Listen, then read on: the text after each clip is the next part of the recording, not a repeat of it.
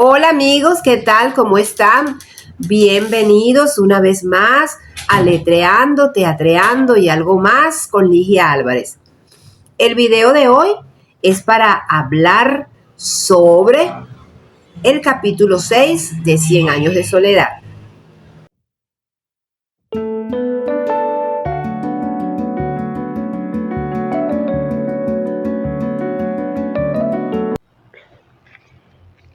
El coronel Aureliano Buendía promovió 32 levantamientos armados y los perdió todos. Tuvo 17 hijos varones de 17 mujeres distintas que fueron exterminados uno tras otro en una sola noche, antes de que el mayor cumpliera 35 años. Escapó a 14 atentados, a 73 emboscadas y a un pelotón de fusilamiento. Sobrevivió a una carga de estricnina en el café que habría bastado para matar a un caballo. Rechazó la orden del mérito que le otorgó el presidente de la República. Llegó a ser comandante general de las fuerzas revolucionarias con jurisdicción y mando de una frontera a la otra. Y el hombre más temido por el gobierno, pero nunca permitió que le tomaran una fotografía. Declinó la pensión vitalicia que le ofrecieron después de la guerra y vivió hasta la vejez de los pescaditos de oro que fabricaba en su taller de Macondo. Aunque peleó siempre al frente de sus hombres, la única herida que recibió se la produjo él mismo después de firmar la capitulación de Neerlandia, que puso término a casi 20 años de guerras civiles. Se disparó un tiro de pistola en el pecho y el proyectil le salió por la espalda sin lastimar ningún centro vital. Lo único que quedó de todo eso fue una calle con su nombre en Macondo. Sin embargo, según declaró pocos años antes de morir de viejo, ni siquiera eso esperaba la madrugada en que se fue con sus 21 hombres a reunirse con las fuerzas del general Victorio Medina. Cuando el coronel Aureliano Buendía decidió unirse a las fuerzas nacionales de los liberales, dejó el pueblo en manos de Arcadio y le pidió muy especialmente que lo cuidara y que cuando él regresara le expresó que quería encontrarlo mejor de lo que lo había dejado. Arcadio tomó esta solicitud muy personalmente, hizo una interpretación muy de él y comenzó a gobernar Macondo de una manera arbitraria. Inició los fusilamientos, las prohibiciones. Por ejemplo,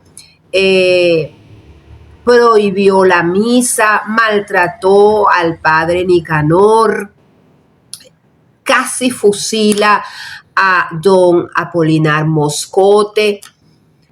Recordemos que Arcadio es hijo de José Arcadio y de Pilar Ternera.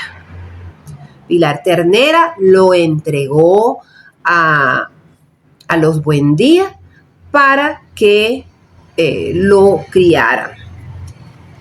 Arcadio siempre se sintió solo, no se sintió parte de la familia.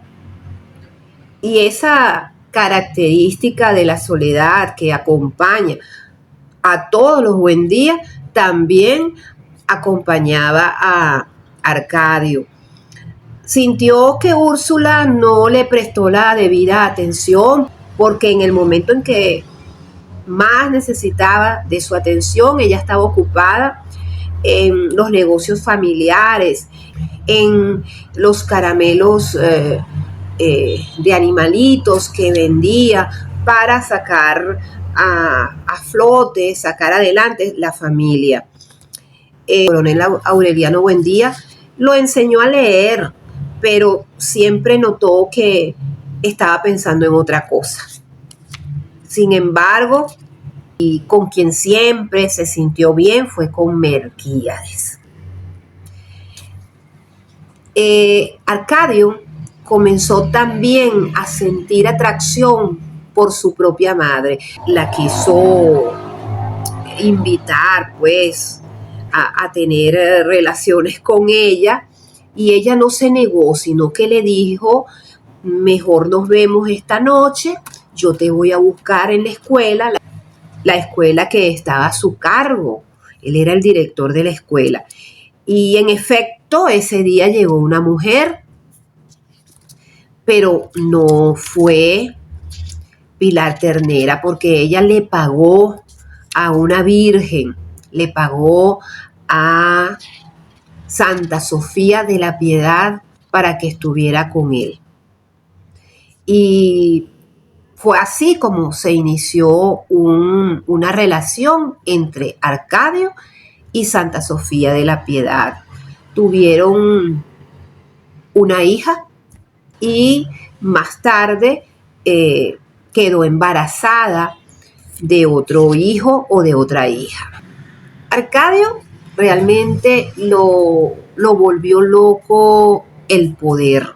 Como dije anteriormente, estuvo a punto de fusilar a don Apolinar Moscote. Cuando ya se iba a llevar a cabo el fusilamiento, llegó Úrsula y tomó las riendas del asunto. Y no solamente de ese asunto para salvar a don Apolinar, sino que también tomó las riendas del pueblo. Por lo menos acompañó a Arcadio, porque Arcadio seguía allí gobernando. Otro hecho importante es que desde el momento en que Úrsula tomó las riendas del pueblo, ella se sentía muy estresada, se sentía sola también, y es por eso que iba a conversar con su esposo, con José Arcadio Buendía. Le contaba lo bueno y lo malo. Él estaba realmente inconsciente, como que no estaba entendiendo lo que ella le contaba. Sin embargo, en una ocasión, cuando contó una noticia no muy agradable, ella observó que José Arcadio entristeció. Fue entonces cuando decidió ya no contar malas noticias, solamente contaba buenas noticias. Y cuando era una mala noticia lo que tenía para contar, disfrazaba esa mala noticia con el disfraz de la buena noticia. Fue entonces cuando, entre esas buenas noticias que dio a José Arcadio, que no tuvo que disfrazar, estaba su alegría porque Pietro Crespi y Amaranta habían iniciado una relación. Pietro Crespi había sido abandonado por Rebeca. Sin embargo, él siguió acudiendo a la casa de los Buendía. En esta ocasión visitaba a Amaranta y realmente se enamoró de Amaranta. Le llevaba regalos. Un día, cuando él pensó que era el momento propicio, le propuso matrimonio a Amaranta. ¿Pero qué hizo Amaranta? Simplemente lo rechazó. Él le rogó, le imploró, se arrodilló, le llevó serenatas, pero nada. La decisión de Amaranta estaba tomada. No se casaría con Pietro Crespi. Y él realmente se sintió desesperado y tomó una muy mala decisión. Se suicidó. Úrsula decidió que se velaría su cuerpo en la casa grande, en la casa de los Buendía, y que se enterraría su cuerpo en el cementerio del pueblo. El padre Nicanor no estaba de acuerdo, porque según él y según la religión, una persona que se había suicidado no podía entrar al cementerio, es decir, su cuerpo no podía ser sepultado en el cementerio. Pero Úrsula, como mujer fuerte que era, se impuso y Pietro Crespi fue sepultado en el cementerio del pueblo al lado de la tumba de Melquíades. Amaranta, por su parte, se sintió culpable y, como para castigarse a sí misma, ella colocó su mano sobre un fogón encendido y no retiró su mano hasta que no sintió el olor a carne quemada y hasta, por supuesto, que no resistió más el dolor. Pasó varios días curándose y cuando por fin sanó, se colocó una venda negra.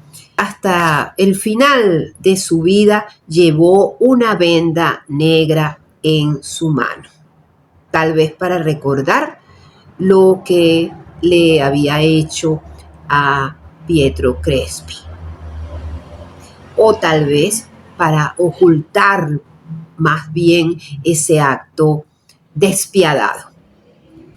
Al pueblo llegó un emisario del coronel Aureliano Buendía.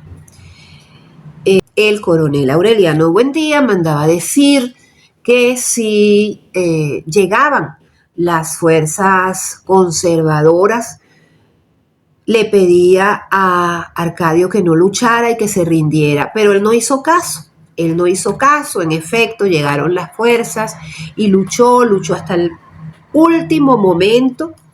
Iba a ser fusilado, como era costumbre en esa época y en la guerra. No se pudo hacer nada. Esa era la decisión tomada. Se le concedió la gracia, vamos a llamarla así, que pidiera un deseo y pidió que la hija que había tenido con Santa Sofía de la Piedad, que debía llamarse Úrsula, porque todavía no tenía nombre hasta ese momento, y que el niño que estaba esperando, si era niño, debía llamarse José Arcadio, como su abuelo, José Arcadio Buendía, que realmente no era su abuelo, sino más bien su bisabuelo. Y si era una niña la que nacía, debía llamarse Remedios, por Remedios, la esposa muerta del coronel Aureliano Buendía. Debo decir que Amaranta se dedicó a cuidar al hijo de Aureliano Buendía, del coronel Aureliano Buendía, y de Pilar Ternera. Y así termina este capítulo. La soledad es la característica repetida y resaltante de cada uno de estos personajes. Todos están marcados por la soledad. Por algo se denomina este libro 100 años de soledad. Es la soledad de varias generaciones de los Buendía. Más adelante ahondaré en este aspecto, la soledad. Gracias por la atención.